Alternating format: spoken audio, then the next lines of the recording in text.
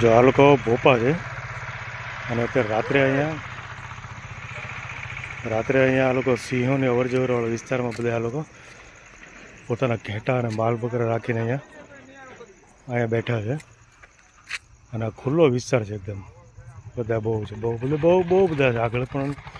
જો આ લોકો બધા છે આ બેઠા અને અહીંયા અત્યારે આ લોકો રસોઈ બનાવે છે. સરસ. ચાલો, એની સામે આપણે બેટરી નથી કરવી, એને હેરાન નથી કરવા. એટલે મતલબ કહેવાનો મતલબ એ છે કે ખુલ્લો વિસ્તાર છે.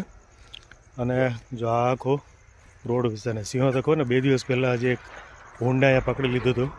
એટલે એ રીતે આ લોકો બધા જો અહીંયા બેઠા છે.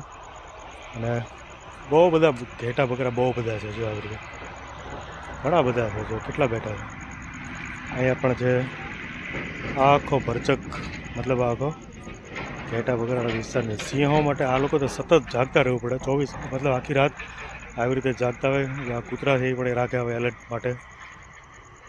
અને આ લોકો અત્યારે 10 વાગ્યા છે રાતના. આ લોકો અત્યારે રસોઈ બનાવે. વાહ, આ લોકોને પણ લાઈફ બાકી જબરદસ્ત છે કહેવા જઈ મૂળ કચ્છ. ચલો, કાંઈ વાંધો લોકો ખાઈ પીને એન્જોય કરો તમે લોકો. અને તમારા પશુઓનું ધ્યાન. ઊંટ પણ છે ઘણા બધા. આમાં ઊંટ પણ છે ઘણા બધા. કાંઈ વાંધો નહીં, ચલો.